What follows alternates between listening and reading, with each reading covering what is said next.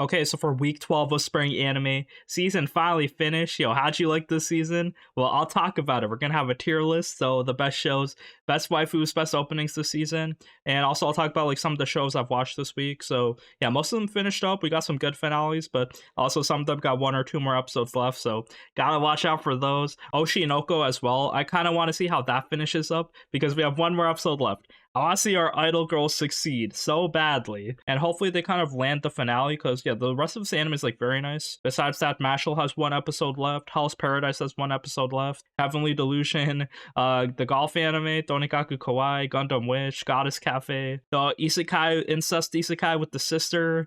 We got Konosuba, the Megan spinoff. So yeah, so many shows to talk about. I'll briefly summarize most of these shows. Feel free to skip around, and then we'll get started on the tier list. So for Mashle episode 11, we got another fight. So this is basically the final boss, Mash versus the puppet master Abel. So yeah, Mash, he has one goal in mind: rescue Lemon. So this dude actually cares about his friends. He got a soft side. That's our shonen protagonist for you. He's a bit, psychotic sometimes, but yeah, now he's, trying to save Lemon, do the good thing. So yeah, it's another fight. It's kind of no sweat for Mash. These fights in this anime are like very funny because even if the stakes are kind of high sometimes, like Mash can like honestly get injured sometimes, but even then, like he uses the power of comedy, uses just like his brute force to kind of like punch through everything. So yeah, this fight is no different. Abel kind of has like a lot more abilities in his arsenal. So this fight is pretty much kind of like unfolding where Abel just has a bunch of powers, but he like kind of introduces them slowly. He kind of starts off using 1% of his power. Then, Mash just punches through. So like, he adds more. He's like, oh, I feel bad. I have to like go hard against rabbits like you. So yeah, this fight was kind of nice. I preferred the last fight with Abyss Razor. That one was like insanely hype. But I mean, this one was like a good wrap up. So, I mean, before they fight, they kind of like talk about their ideals. We heard Abel, talk about we gotta purge the weak. The people with no magic, they don't deserve to live. So yeah, Mash gotta protect his life. Doesn't really care that Abel's like kind of like genocidal racist. But yeah, he just wants to protect his friends. So yeah, this fight goes on. Abel kind of like uses puppet magic. Basically, he has like a bunch of abilities. Some of them he's like controlling Mash with like strings. So yeah, Mash has to kind of cut the strings off. Mash has like really high reflexes and he can just like punch all the puppets. So it's no big deal. But then Abel's fighting dirty. So yeah, second phase, he kind of like summons Finn. So yeah, apparently he captured some of Mash's friends and turned them into puppets. And Mash can't fight back against them or else like he'll crush them. And Abel's just like forcing him to sit there and take it. So what does Mash do? He tanks Finn's puppet. Finn has like a giant metal axe. That axe actually breaks, so Mash like just tanking hits, and his body's just stronger than the weapons. And in the end, like Mash kind of like quickly just cuts the strings off. So he found the hard counter to Abel's puppet magic. Basically, he needs the strings to control you, so just dodge the strings, or if you do get hit by strings, just cut them. But yeah, he has more in store. So yeah, he has like his puppet magic, the second version. So yeah, this one's actually kind of insane because it's pretty much a domain expansion. So yeah, I kind of like love these like upgrades in their powers. This one, he actually has like 100-meter radius of strings, and basically if you get touched by strings, like it's over for you, just turn into a puppet. So yeah, he's going all out. It's all serious. Also, while all this fighting is happening, we see Love Cute, kind of like cute waifu character, just like she's at the wrong time right now because she wants to see Abel, but he's just like fighting with Bash. So she's just like in the back outside of the room commentating, and now she's like, oh wait, I'm gonna get hit by this move as well. So yeah, I loved her reaction. She's just like going with the flow. So yeah, Mash kind of cleverly dodges this kind of puppet domain expansion because even if he can't really see the strings, he just shifts his body in an unequal way. So if one side gets hit by the string, the other side is like fast enough to react and cut the strings off. So he kind of quickly does that. The strings are kind of cut off, and then he punches Abel's big puppets, and it's over. Like Mash, this was no problem for him. He kind of creatively discovered a way to beat all of Abel's threats. And yeah, Mash doesn't really want to beat up Abel or anything. He kind of like gives him the pile driver, actually. I thought he'd give him the German suplex, but no, just the pile driver. Slams his head into the concrete. And we get Abel's backstory when that happens. So it was kind of sad. I actually like this backstory. So his mom was like a rich noble and they were very powerful, but then she was also very nice. So she's like, we have to treat people equally, the commoners and the magic users. So yeah, like the mom's like very nice. She did like soup kitchen, stuff like that. Problem is one day she got stabbed. So yeah, Abel felt so sad because his mom was very nice. And then he's like, well, all these dudes, all these like non-magic users are scum. They're criminals. So we gotta purge them. So he's kind of doing that, like he had like a lot of past trauma with his mom. And I mean, this is very nice because this is just explains so much like with like modern day racism. I love how this anime is kind of like a parody comedy, but it's like actually low key kind of deep. So yeah, Abel's kind of doing everything here, being like super evil, kidnapping all these like students, stealing their magic, and also like enslaving them, turning them into puppets. But Mash beat him, so I guess he's gonna change his ways, become a good guy. I guess we gotta see. But yeah, like everyone's kind of like happy now. Like the tone has shifted. There's no fighting. Abel kind of admits defeat, and then Mash is reunited with the whole squad. So Lemon is there, Finn is there. They're all just like, "Hooray, we did it!" Except this is not the final episode. So yeah, we got some enemies coming in actually. So Abel, he was actually working for someone else. So he's not even the bad guy. There's someone else. So it's like this blonde dude with like a thorn crown. And we see Rain try to fight him because he was like disguised as Lance. So also, yeah, we don't know what happened to Lance. Apparently someone's like body swapping into him. But yeah, he's running to kill Abel. But Mash and the whole squad is there. So yeah, if this dude can like give Rain a run for his money, it's kind of gonna be a problem for Mash, no?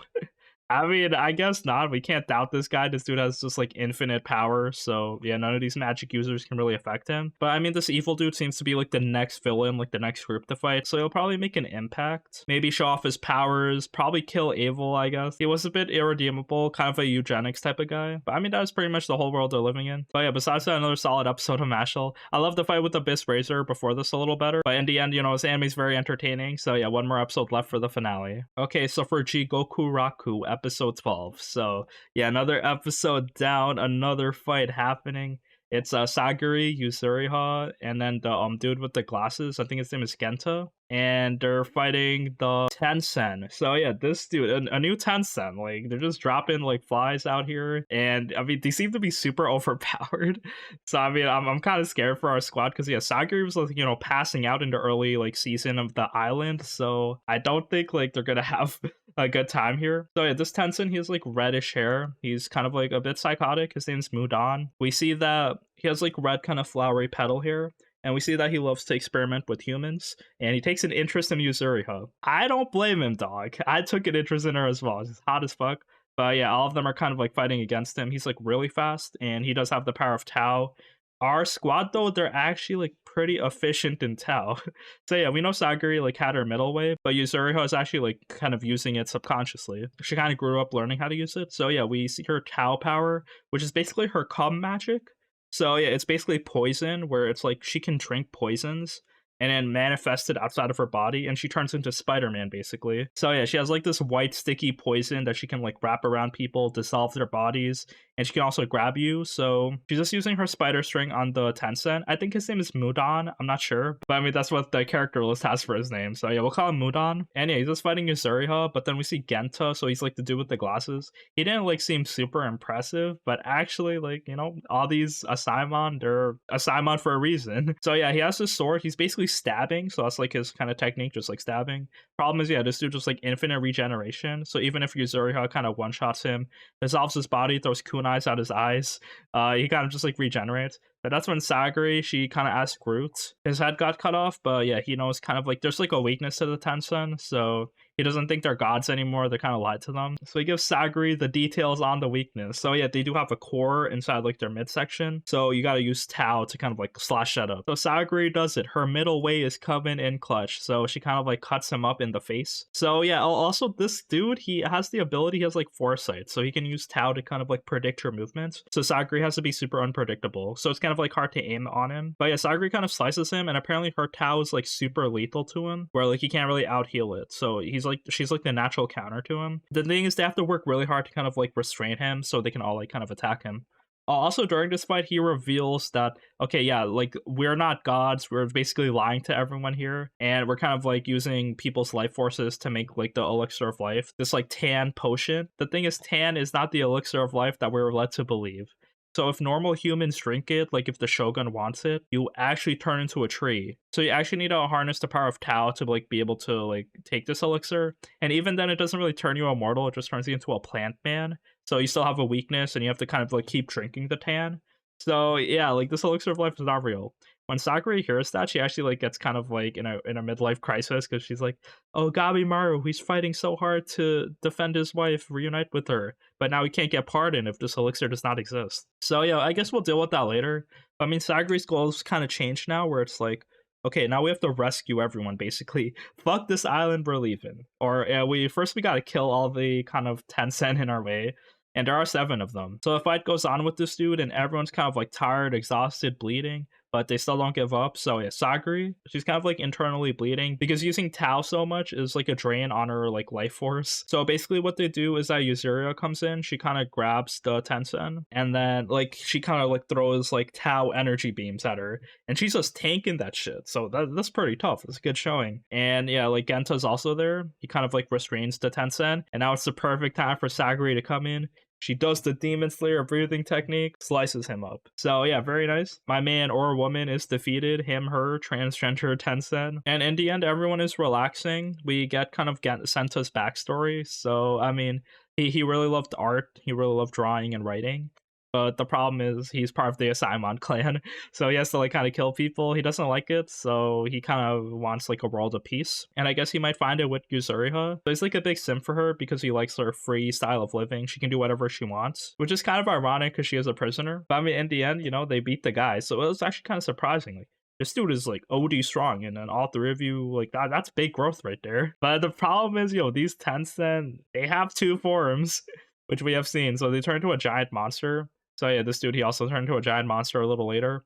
Also, yeah, there was a bunch of flowers that he can control, so they stabbed Senta. So, he kind of got stabbed through the heart while trying to protect Yuzuriha. And yeah, he turned into like this big flower monster, which is very sad. And then yeah, now we gotta fight the Tencent again while he's going sicko mode. So yeah, while everyone is tired, actually, like they used all their energy on this fight, Shion comes through, bro, just like slashing the vines out, saving the team. So he's also looking like he upgraded his Tao, so he might have like a way to beat the guy. So, but yeah, clutch save, so I guess we'll see what's gonna happen. But yeah, 1 episode left, so it's kind of crazy. So I guess like the big finale will be like we actually defeated a Tencent. Okay, so for Oshi Noko episode 10, I really like this episode. The idol life continues. So we're actually in like the Japanese music festival. So that's kind of like a big escalation. Our kind of like rookie idol group, Bikomachi, I guess they're going to put on their first big show, which is like a big deal actually. So, I mean, hopefully everything's work out. But yeah, like Kana, she's becoming the center. They kind of forced her to be that because they see like her singing skills are actually legit. Ruby and Memcho cannot even compare with her. So yeah, Kana is the center, but Kana kind of like, she's very self-deprecating, which I do like about her. It really kind of shows a lot of character growth and like some past trauma. So yeah, she does not want to be like the center of attention. She doesn't feel like she's worth it. Like she's failed people before, like no one really likes her anymore. She's washed up. So she kind of wants Ruby to be the center, but it's too late. Like their singing skills are so ass that she is the center. So yeah, I mean things keep going. They're like training because like you can only do so much with your singing. So I guess they gotta train their bodies. They gotta like train to perform. And they also asked Puron to help them. So he's like the big duck face YouTuber dude. So yeah, he's just like helping them out. Kana actually fallen for him. So he kind of like notices things about Kana, like, oh, I'm like your biggest fan. I see that you're working hard. You actually have real skill. So he's actually complimenting Kana a lot. And Kana, she's like really mad that Aqua dumped her. So I guess she's moving on to this guy. But we see, bro, they did this. This was very unnecessary. Big reveal, Aqua is actually the dude in the duck mask. So the real Puron is kind of like on vacation. So Aqua wants to help everyone. The problem is like, if they see that it's Aqua, like they probably won't like take his advice seriously. So yeah, after a big training arc, we see everyone like getting ready. It's the day of the concert. So yeah, Ruby actually sees that Aqua, he took the mask off, and she's like, bro, this is Aqua, what? He's lying to me? So she feels conflicted. She kind of becomes sleep deprived the night before, so now I guess like her performance will suffer. But yeah, I mean, she's feeling nervous, but she's like, has to be strong because she's the center, she's the most experienced. So she doesn't want to let anyone down. And yeah, they go to the music festival. Everyone's like getting ready. It's like in a crowded room. And everything seems to be going smoothly so far. But then we see Kana, like her backstory. So tragic. So what happened after she was like the genius child actress? Well, like, I mean, she tried to branch out to other things. So she started like singing. Problem is like her singing skills, like they weren't like good enough to like be professional. And she kind of flopped there. Also, she got a bit older, so her acting agency, they kind of like didn't have any jobs for her. And also her mom like saw that Kana was kind of independent, so she's like, "Oh, I gotta leave you to visit your grandfather." So yeah, basically Kana's like by herself. She feels that she let a lot of people down. She's not needed anymore. And yeah, I guess that's where her like inferiority complex came from. And now she's just like making jokes, being all tsundere, self-deprecating. She can't really say what's on her mind, and she's just hiding the truth wearing a mask. But then Ruby comes and sees her. And she's pretty perceptive sometimes, even being an airhead. So yeah, she kind of like grabs Kana. She realizes that Kana's kind of cold, so she's like lying about not being nervous. And she's like, "No, it's okay. Like, it doesn't matter if you fail, we'll all work together, it'll be fun." So I'm assuming this anime is gonna wrap up with their performance, and it's all gonna be good. It's gonna be wholesome, there's not gonna be any more murders or sad moments. It'll all work out. But this anime is very fun. I'm pretty sure it'll land a finale, and judging by the popularity, I'm guessing there'll be a season 2 coming. So yeah, Oshinoko continues. Okay, and now for the tier list. We're gonna rank up the best openings, the best waifus, and the best shows we had this season. I'll go over them very quickly because there are a lot of animes. Don't want to waste your time, especially if it's like something mid. So yeah, let's get started. So for S tier, we got Oshinoko, of course. The opening, it's called Idol by Yao Sobi. I think everyone's probably heard it. I've heard it so many times. It's really good. Problem is when you hear it so repetitively, it's like a battle track on a JRPG. You just get sick of it. So yeah, I've kind of like overplayed this song. It perfectly encapsulates the idol theme. We have this girl, like the lyrics are just like about how she's gonna lie to you, but she's like the perfect idol. So yeah, very good song. Also after that, we got the Demon Slayer opening, Kizuna no Kiseki by Man with the Mission and Miele. So yeah, the song is a banger. The visuals are also really good too, but yeah, like love this so much. We also got the Jigokuraku opening, so it's called Work by Millennium Parade. Really love this one as well, very jazzy. It goes a lot of places, so yeah, this opening's really nice. We got the Mashle opening, Knockout by Taiku Okazaki. And yeah, I mean, this song, I love it. It's a banger. I gotta put it on my gym playlist. And then we also got the Heavenly Delusion OP, so this one's called Innocent Arrogance by Bish. This song is also really good, so just like really love listening to it every week. And then after that, we have the Gods in a Godless World OP, Kamikatsu. It's called I Wish by Ren Kurusu. This song is really good as well. And then also a cool thing with the opening, they kind of like changed it up so the visuals are like different depending on the episode. And then finally, we have the Vinland Saga Season 2, the second opening for it. So this one's called Paradox by Survive Said the Prophet. It's really good. All the Vinland Saga openings and endings are so solid. One problem I did have was I love River so much. Also, I had like the English singing, which was like, pretty sick. And yeah, that's it for S tier. A tier though, we got the Dr. Stone opening. Dr. Stone got a lot of solid ones. This one wasn't like too strong compared to other ones, but it was okay. We got the Yamada-kun level 999 opening. This one was made by Kana Boon, so it's like a good like solid romance opening. Got 2 people singing on it. There's the Konosuba opening. It's called Stay Free, so yeah, it's like pretty inspirational, hopeful, I guess. It's like a good kind of fantasy opening. We got the Death Mount, Death Play opening, pretty solid, and the Gundam Witch Season 2 opening. So I like this one, but it wasn't as good as the Season 1 opening. But I mean, Yao Sobi worked on that one as well. And finally, B tier, really quickly, there were some songs I kind of like, but not really sticking out. So the Skip to Loafer opening was alright. The King's Ranking Treasure Chest of Courage was actually like pretty solid opening. And then the Kawaisugi Crisis, Too Cute Crisis. This opening was actually like a low-key kind of a banger, I guess, at least in the beginning. So yeah, all of those go in B tier, and yeah, that is it for the opening tier list. And now for the best waifus we had this season. I'm a big fan of muscular girls, powerful girls, anyone that's like, featured as a main character, has a strong role in the story.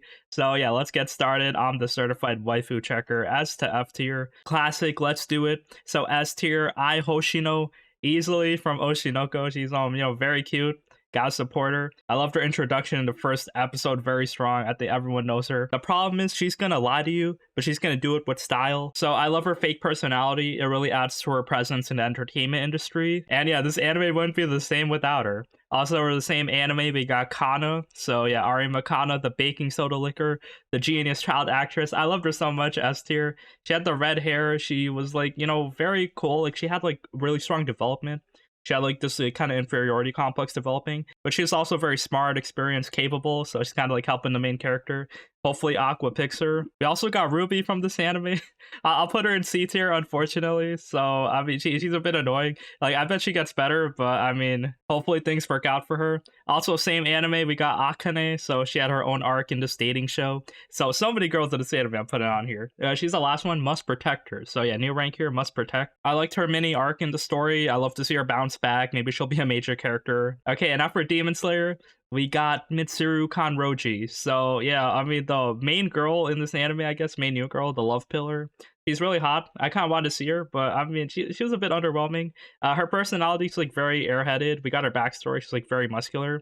I loved her power, loved her abilities, loved her fan service. I mean, you could say that for all the pillars. They're just like weird. So I'll just put her in C tier.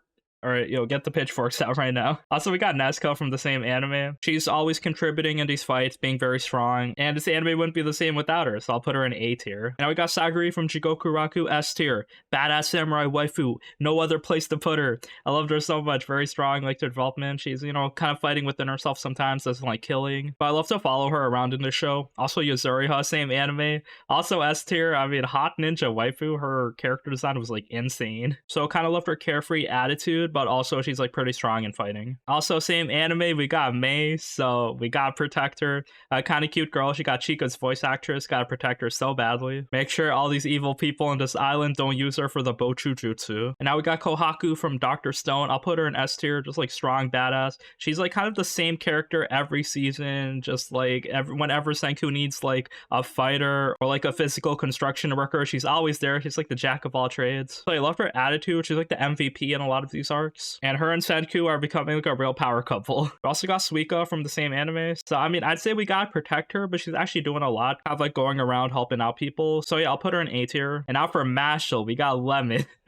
So annoying. First B tier out here. So I mean, she is cute. I like her as the one female main character in the shonen anime. And her annoying personality kind of matches with everyone else because they all kind of have their own weird quirks. Also in the same anime, we got Anna Crown. We gotta protect her. So yeah, she is Lance's younger sister. So I mean, I guess she made an appearance. She had like maybe 30 seconds of screen time. So yeah, I'll just include her in this list. There was also Love Cute in this anime, but I mean, we only saw her for like 2 episodes. And now we got Kiruko from Heavenly Delusion. So yeah, I mean, strong main character, kind of like leading this adventure show. She's like the Joel in this kind of Last of Us environment.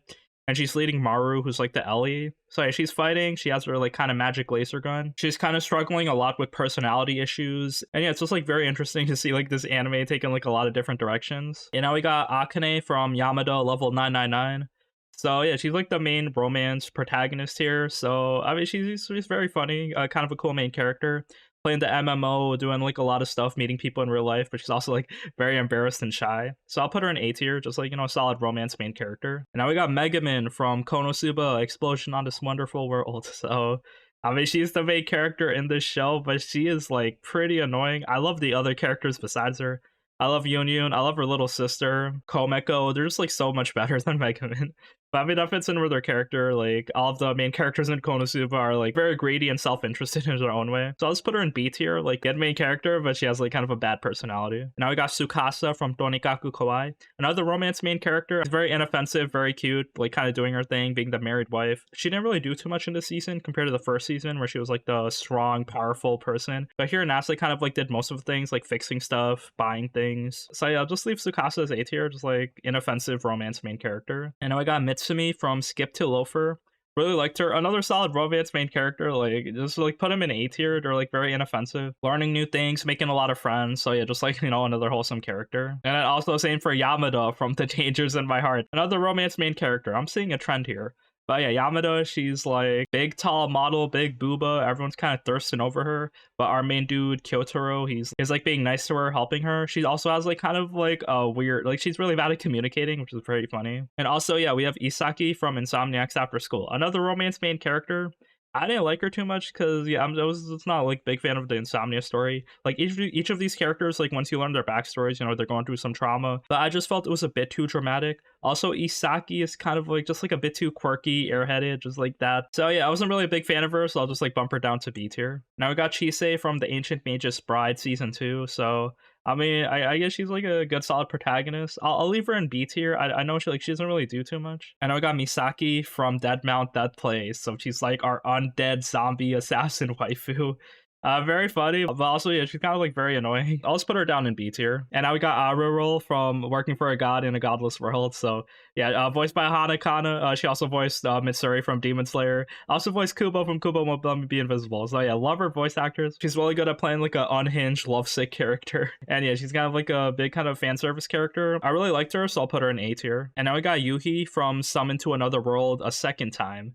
So she's like one of the main female characters in this dude's harem. She's part of like his class. She kind of falls for him, but then all these other girls are after his dick as well. But yeah, she's like patient, kind of training with him, trying to get stronger. So yeah, I, mean, I guess she's okay. I'll just like leave her down in C tier. And now we got the Kasan, the mother from My Home Hero. So yeah, I mean she's doing a lot protecting the husband, like doing a lot of badass shit herself. So yeah, I gotta put her up in A tier. And now we got Shiori from A Galaxy Next Door. I mean another romance main character. I wasn't really a big fan of this one. It was a bit slow for me. And I mean the supernatural elements weren't that great. So I guess I'll put her down in C tier. And now we got Rileyana from The Reason Why Rileyana Ended Up at the Duke's Mansion. I'll just put her in B tier. It's like, random like harem main character doing her thing. And now we got Yuna from The Hero Is Dead. I'll put her in D tier. She's kind of just like a fan service character. And I mean, there's nothing wrong with her, but she's always like getting into trouble following the hero in the party. And now we got the goddesses from the Cafe Terrace and its goddesses. So yeah, I've said it so many times. This is just Walmart brand quintessential quintuplets. So bad. There's a lot of good fan service though. I'll just mix up all these girls at once, put them into B tier because they have big booba. They are like very hot. All these girls, like, pick a type, just like the tsundere character. It's kind of like the older sister that's like very aggressive. There's kind of like an airheaded character, just like a muscle character, and then there's like an average girl character, I guess. So I mean, take your pick if you love harems. This might be one for you. And now I got Mayane from My One Hit Kill Sister. Big booba, strong, big thighs, love her design, just fantasy sister incest character. So even though like it is a bit trash, she is strong. I love strong women. Gotta put her into S tier. And now we got Yuna from Kuma Kuma Bear Punch. So I mean, she is a bit boring, but I mean, I'll put her in A tier. She's just like very funny doing her thing in this kind of video game. And now we got Soletta from Mobile Suit Gundam Witch from Mercury. So yeah, I mean, we gotta protect her. She's doing a lot this season, going through a lot of developments, like getting betrayed, trying to be the hero, trying to save everyone. So yeah, I mean, hopefully she does it. Also, speaking of must protect, we got Arnheid from Vinland Saga Season 2. Very sad character that, living life as a slave, it's not easy. Gotta protect her as well. And it's not really that many women in Vinland Saga as well, so they're always some type of slave or being like torn away from their family, and it's just like so sad. And now we got Anarchy from Magical Girl, Magical Destroyers. So, I mean, one of the main kind of like badass harem characters, didn't really like her too much, so I'll just like leave her in C tier. And now we got Akane from My Clueless First Friend. Another Akane, so just like a romance character. She's getting bullied a lot for just like no reason, but things are looking up for her, so yeah, we gotta protect her. And now we got Mitsuki from Yuri Is My Job, C tier. So a lot of girls in this anime. It was very dramatic. I kind of hated every one of them in different ways because they can't really communicate with each other. It's like very awkward. And yeah, seeing them do things was like very weird. But overall, if you like the drama and the Yuri, this is not really a bad show. And now we got the elf Elda from Otaku Elf. So yeah, very lazy, just staying home all day, drinking Red Bulls, doing gachas, spending money. She has huge social anxiety, so I guess that gives her a pass. But she is tall, has blonde hair, is kind of cute, so I guess that gives her some points up. She's not an F tier character. We'll put her up into C tier. I know we got Seraphi from The Sacrificial Princess and The King of Beasts. Kind of like a good-hearted person, seeing like the positivity and everything. So yeah, she's doing a lot, very brave, and I'll give her A tier. And now we got Rana from Rokudo's Bad Girls. So she's kind of like the badass girl, the strongest delinquent. Everyone's afraid of her, so tough. And she's like kind of like the main romance harem character here. So I guess I'll put her in S tier. She's like very strong. And now we got Lisa Luna from Kawaii Suki Crisis. So yeah, this is like the cat anime.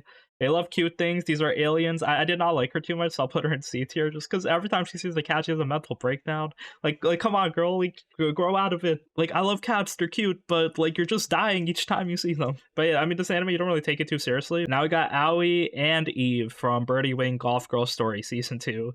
So yeah, our golf waifu protagonists, they had their own conflicts. They're trying to like face off against each other. I love this season so much. So yeah, I'll put both of them in S tier. Strong golf waifus. And now we got Miracle from the Kizuna Ai anime. So I mean, I guess she's like singing, training, doing things. A good protagonist, so I'll just like give her an A tier. And we also got Kubo from Kubo Won't Let Me Be Invisible. So yeah, this is still from this first season. It got delayed, but we got the rest of the episodes here. So yeah, Kubo being the same as ever, being aggressive, being like the huge stalker. Love seeing her interactions with Shiraishi. She's like very cute, has a lot of like cute facial expressions. And yeah, let's put her in A tier. And now we got Narita Top Road from Uma Musume. So she's kind of like the blonde poster girl of the show, I guess. I'm not playing the game or anything, so I don't know if this is good or not, but being like one of the athletic performers, so I'll just like leave her in B tier. And I think that is it for all the waifus. Did I disrespect your best girl? Are they in the S tier? There's no one in F tier, surprisingly. So yeah, I guess like a lot of these romance characters, everyone else is like so average. So yeah, I mean, I Hoshino best girl, very very easily. And besides that, a lot of solid girls, very strong protagonists. I love Saguri as well. And we also got to protect these other characters from getting hurt. And now for the tier list for the best shows we had this season. I got 30 plus animes on here. We got an S plus tier as well as, S to F tier. So yeah, let's get started. So S plus tier, obviously there's like two shows that I really love this season, Oshinoko and Vinland Saga Season 2. I think they both deserve to be here as like unique stories, good kind of first impressions, as well as making you invested. So yeah, Vinland Saga, it's a second season, so it's like the second core of it. We had 12 more episodes. It was very good. Honestly, like I think I love season 2 more than season 1. It's hard to say because season 1 had like all the Viking action, kind of like set up like Askeladd as like a great character. But then season 2 was just like insane. It was like something I've never seen before. Just like the whole environment, seeing character development for Thorfinn, just like the whole landscape of peace, all these like different emotions you were feeling. Mappa did a good job directing it as well. So yeah, this was a solid season of anime. Oshinoko as well, like just judging by the first episode, this would be anime of the year, I think. Seeing Ai as like the strong idol mother that is like very fake. I love that attitude of hers, but she's selling that fakeness to people. They're loving it. Her smile is so contagious. Love to see her grow and change as a person. And then like, seeing her kids develop, going on their own journey, like it's super fun. Oshinoko is great. Highly recommend watching these two animes. Oshinoko is probably like a bit more easy to get into compared to Vinland Saga. I guess the one thing bad about Oshinoko is when you recommend it to people that don't really watch anime, it's like, you tell them the concept, they're like, bro, I'm gonna call the FBI on your ass. Because, you got like 15-year-old idol girl pregnant, and then like the kid is the doctor that got isekai. It's just like, such a weird concept. And if you tell them it's just about the entertainment industry, they'll find it kind of boring. They're like, this isn't action shonen. So yeah, that's the one problem I did have, is to like put people onto the show. But besides that, I think these two animes were the best this season. And now for S tier, we got Jigokuraku. This is a brand new shonen. Mappa working on it. So yeah, it has some decent animation. Kind of like a samurai theme, supernatural stuff, fighting demons on this island. So yeah, the environment is nice. Gabimaru, our main character, he's like good to follow. He's like, a bit complex. Nothing like too serious, but he has some type of emotional struggle inside of him. Also, there's like a lot of good waifus, Saguri, Yuzuriha, you name it, and some good villains. I think there were like some issues with it, like production felt a bit rushed. I think like a lot of scenes were like I think some of the scenes were summarized a bit too fast. I'm not sure, because I was a big fan of the anime, but I heard like all these complaints. Also, I guess people got bored of the animation since it's pretty much just like, swinging your sword around, hitting the guy, and then maybe like Gabimaru doing fire magic. But that's pretty much all there is to it, so there's no like fancy Demon Slayer like breathing techniques or anything so far. And yeah, Heavenly Delusion, this is like a cool story, good mystery. And like it just felt very cinematic. The environment was clean. The characters, you want to cheer for them as they're kind of like, go braving through this world. They're pretty strong and capable, but since it's like a post-apocalyptic environment, there's a lot of like enemies they gotta fight, a lot of monsters as well as people. Some problems I did have is that you have to like memorize certain points of the story, or else you'll just forget. So yeah, there's like a lot of characters that like were being introduced in the Promised Neverland world and in the like overworld, so you just gotta remember that. Also, another thing, it's kind of like a monster of the week type of thing. So yeah, there's like a lot of kind of side stories that don't really seem to matter too much. But I mean, I think if you stick with the anime, these points will probably resurface later. So yeah, there's just like a lot of like little things. And now we have Mashle. I really loved it. This anime had some production issues. That one episode got delayed, and then they had to like outsource it to a different studio. But besides that, it's a funny shonen, I guess. Like I was a bit hesitant on it because I'm like, yeah, this is like a bit predictable. The jokes aren't good. Like the main character, he's dumb and annoying.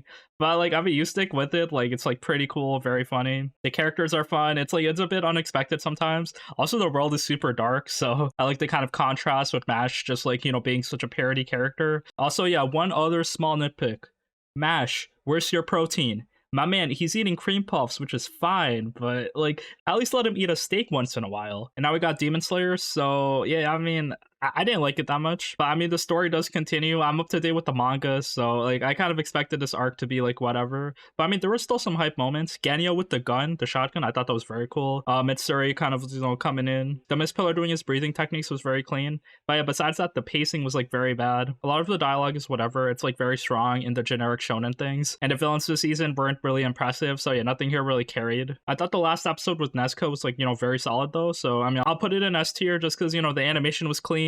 Nezuko, you gotta cheer for her.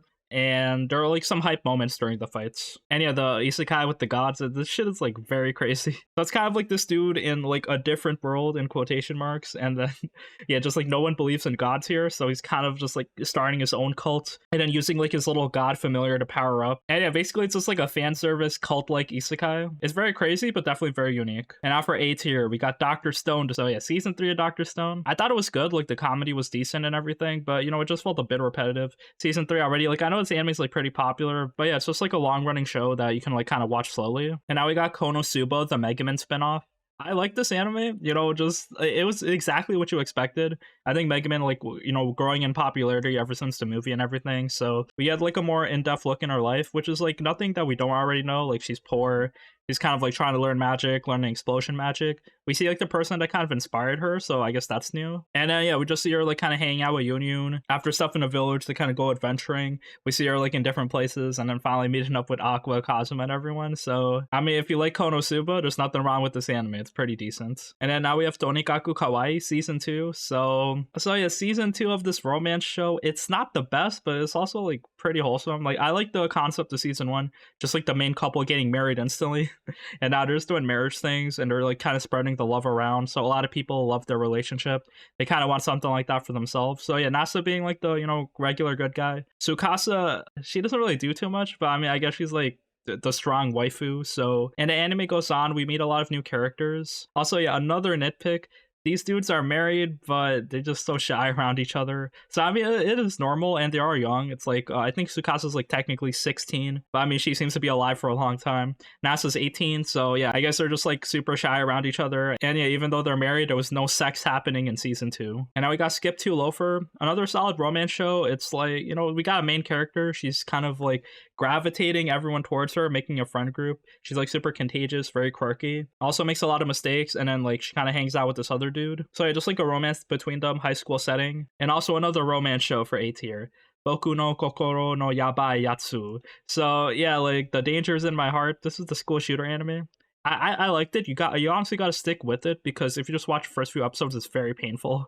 But yeah, I mean, the development is like very wholesome and genuine. And now we got Osama ranking, the treasure chest of courage. So yeah, this is not really the season 2 of Osama ranking, but it's like, it's not really a new story, but it's like telling, like giving like kind of shorts and recaps of stuff that happened in season 1. Bochi going on adventures with Kage while they were expelled from the kingdom, staying healing when she was younger, hanging out with her 2 sons. And then in the end, like the last episode was actually like something crazy that happened. It was like kind of new future content. So yeah, it's just like more ranking of King's adventures. I thought at first it was like pretty boring, since it's just like kind of recapping stuff we already know. But if you stick with the anime, like the stories are honestly pretty decent if you care about like any of these characters. And now we have Birdie Wing, Golf Girl Story season 2. I love this anime so much.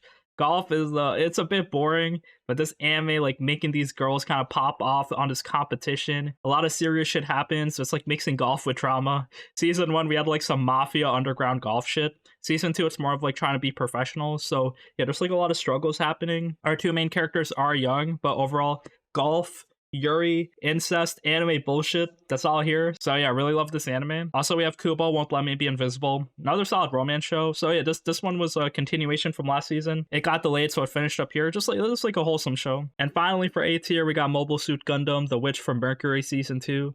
So yeah, continuation from season 1. It is pretty good. I like it. I think some people don't really like the pacing or like the politics or anything, but I think the season 2 like did really well. Like it popped off very quickly. A lot of like tragic shit happens. Lots of getting her character development, becoming the main character, fixing all these problems. So I really like the progression of this anime. I didn't see the last episode yet because it didn't come out. So hopefully they land the finale and this ranking won't be goofy. And now for B tier, we got another romance show, Yamada-kun Level 999. So yeah, it's kind of like a cool shoujo love story.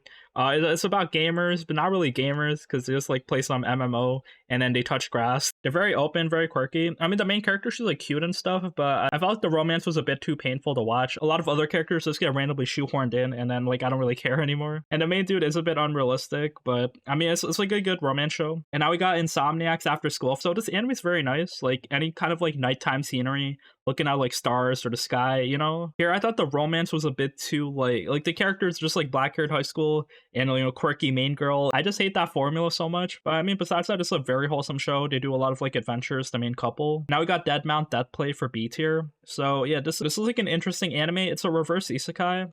It's okay. It's written by the dude who wrote Durara, so I mean his writing's not that bad. But it's anime. I think it takes itself a bit too seriously. So the main dude is kind of like a villain that got isekai into the real world, and now he's just like doing shit. He's like hanging out in the underground life, just like hunting down all these evil people, and like being a hero. It is okay, but I just don't like how it takes itself way too seriously. And now the hero is dead, so yeah, it's another B tier. So this is a fantasy show. It's like we got this random scumbag dude, a lot of fan service in this anime, but yeah, basically he accidentally kills the hero. So then this necromancer kind of put him inside the body of the hero, and now he has to be the hero. Except he's not that strong magically, so he's just like struggling trying to like be body swapped and become a hero. And now we got the isekai one turn kill Nesan. So yeah, the big sister incest isekai. This is basically just carbon copy of the MILF isekai, but now we got a sister. I think this one is. I think they're both okay. Like I think they're both on the same level. I don't know which one is better or worse. Do you prefer moms or sisters? And now we got Maho Shoujo, magical destroyers. So it's kind of like about otakus in Japan. So they're kind of segregated. They kind of have to live in this war-torn battlefield. But then yeah, it's kind of like a harem show because the main character he kind of like attracts these magical girls, and then yeah, they just listen to him. And finally for B tier, we have Yuri is My Job. So yeah, this anime is like not bad, but it's not for everyone. So yeah, it's like a Yuri show, but it's not like kind of like a regular Yuri show. It's like very tied in drama and romance. There's a lot of like plot lines, a lot of things that kind of get you infuriating because it's like these girls don't want to communicate or they're shy around each other sometimes. But yeah, basically they're all like kind of running this cafe, kind of doing things. There's like competitions, like people trying to get promoted and everything. So if you do like Yuri, it's not bad to check out. And yeah, that is it for B tier. So now we got C tier. Summon to another world for a second time. So this is C tier. It's kind of just like a random harem show about this black-haired Kirito guy is like the hero. He's honestly like not too bad as a main character. He's like pretty strong and capable, but then like all these girls, he's kind of like, taking care of their feelings. We also got My Home Hero for C tier. This story, I honestly like wanted more from it. The beginning was like pretty gripping, I guess. So yeah, I expected something like Taken, where it's just like kind of like, crazy, just like 200 IQ plays. But here the middle was a bit ridiculous. It kind of followed the dad and then this other dude kind of like blackmailing him. Overall though, there was a lot of hype moments. The ending was like pretty decent. And also for C tier, we got the reason why Raul Tina ended up in the Duke's mansion. So it's like a lot of similar ones like this, where it's just like, main girl kind of like either isekai in some like fantasy European kingdom environment or like some ancient Chinese concubine environment. So yeah, this one is doing like the European manor vibes. Also for C tier, we got Kuma Kuma Bear Punch season 2. So I mean, I think this anime is super boring, but I mean, it is cute. We also got My Clueless First Friend for C tier. It's like another like romance show. It's like middle school romance. And also for C tier, we got Otaku Elf. Bro, this elf is super lazy. I hate her so much. But yeah, I mean, it's kind of funny, I guess. She's just a drinking monster, collecting gacha, just buying shit on Amazon. So yeah, she's just like being super lazy, but apparently she's like, this mystical elf, so everyone like worships her, and yeah, she gets to live in the shrine for free. And another one for C tier, we got Rokudo's Bad Girls. This is honestly kind of funny. It's pretty much Tokyo Revengers, but if you replaced all the guys with girls. So yeah, like the main character, he gets like punched so much, like he's pretty much Takamichi. But then like all these girls seeing him get punched, and it inspires them. And then he also has the power to attract bad girls. So yeah, that's like his magic ability. So it's just like how Takamichi just like gets all these gangsters on his side in Tokyo Revengers. This anime pretty much reminds me of that. Also another one, Kawaii Suki Crisis, Too Cute Crisis. This anime is straight up cat propaganda. So yeah, just like some aliens invade Earth. They want to kind of investigate. Is this planet worth living on? There's a lot of pollution. Should we just blow this planet up? But wait, there's like cute ass animals. I've never seen like cats, dogs, turtles, hamsters, pandas, all that shit. So these aliens cannot handle it because all their animals they've seen are like kind of grotesque. So yeah, it's very repetitive, but also like very funny and cute. Now we got the Kizuna Ai anime. So I'll put this in C tier. It's just like an anime about VTubers trying to train, be in the industry. The main girl, she kind of like respects Kizuna Ai, one of the original VTubers, I guess. But then, yeah, the problem is she went missing, so she's just like, the main girl Miracle is just like, trying to do shit. I mean, I did check it out because I'm like interested in VTubers and Kizuna Ai, so I was just wondering how they would like structure the story. And after D tier, we got a few shows here. Smartphone Isekai Season 2. So this dude got isekai with a smartphone, kind of harem show, hanging out with all these girls. Nothing much to say here. And we also got the Cafe Terrace and its goddesses. So, okay, this is Walmart brand quintessential quintuplets. I love harem shows, but this one just like, it was so bad. Like, I hate when the dude is like, okay, all these girls have like kind of some type of problem. And the main guy, he just like solves it with like a bit of communication. And that's it. Like, they have family issues, bro, just talk. and all these girls just like fall for him instantly. So I just hated it. It just felt very undeserved. I think like they needed some time to flesh out these characters a bit more. But I mean, the fan service was there, I guess. So you just want hot girls and self-insert. You know, maybe this is the anime for you. And now we got F tier. So yeah, there's this one. I got a cheat skill, and I became unrivaled in the real world too. I feel like this isekai title is being used so many times, but this dude, he's isekai, he was kind of just like a nerdy, kind of chubby dude that got bullied. But then he went to Isekai World, he instantly turned into a Giga Chad, got muscles, ripped, spiky hair, and now he can actually traverse through worlds through a door. And we also got the Aristocrat God Isekai, so yeah, I have no idea what this is about too much. They F tier for these Isekais. And now we got some other shows that like I didn't really catch up on too much, so you know, tell me where to rank them. So we got the Ancient Mage's Bride Season 2. I haven't caught up with this one, but I guess it's pretty popular. I'll just leave it in C tier. We got Otonari ni Ginga, A Galaxy Next Door. So, I mean, I guess this is like some type of supernatural romance show. It's okay, but not too interesting. I saw a few episodes. I'll also leave this a C tier. We also got Eden Zero Season 2. I have not watched this one. I've not watched Season 1, but I know it's like, you know, made by the same dude who wrote Fairy Tail. So, probably like a good long running show. I'll put this in C tier. We also got Blue Orchestra. I haven't seen it, but you know, it's like a music type of anime. I'll put it in C tier. We got the Sacrificial Princess and the King of Beasts. Kind of like a furry anime. There's like furry propaganda here. Just like one side is being oppressed, but then they kind of like have peace negotiations and it starts being a romance story. And now we got Marginal Service. It's kind of like an action show where we're just like kind of fighting aliens, which is kind of crazy. So, I mean, I didn't check it out too much. I'll actually put this as D tier. And now we got Uma Musume, Road to the Top. Yeah, I guess I'll put this in C tier. I don't know why. This anime was like pushed, or not this anime, but like this game. I just like heard everyone talking about it, like Uma Musume, horse girls. They're running, but they run like people. So, you know, why even segregate them?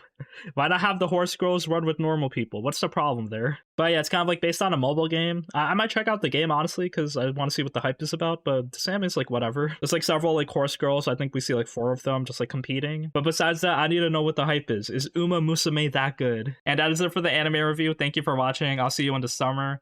But yeah, the season was very solid. A lot of like crazy shows, but some of them are very forgettable. So I'd say it definitely is like kind of top heavy, where you can just watch Oshinoko. You don't even need to watch Vinland Saga. You don't even need to watch like Hell's Paradise or Mashle or Heavenly Delusion or Demon Slayer. Like you can literally just like watch like Oshinoko and you're kind of like finished for the season. But yeah, if you do stick with it, like add these to your backlogs, you know, all these isekais are pretty solid. There's a lot of like continuation seasons. So yeah, Dr. Stone, the Konosuba spinoff, you know, Demon Slayer season 3. It's all there. You'll take your time watching. But yeah, with the spring anime finish, we gotta move on to summer. I'll see you there. Hype for Jujutsu Kaisen, bro. Season 2. I'm up to date with the manga. Not a big fan, but yo, this action's definitely gonna be insane. It looks like Mappa's like trying out something different with the art style. Mushoku Tensei season 2 is also gonna be insane. Like, I'm so hyped for this story. And yeah, a lot of other shows we gotta check out. There's like Psalm 100, the Bleach Blood War continuation, but I heard the story kind of falls off after the first arc we just had, which was like very insane. And there's also Rent a Girlfriend season 3, bro. That's so garbage, but I gotta check it out. And yeah, that's it. See you later. Thank you for watching.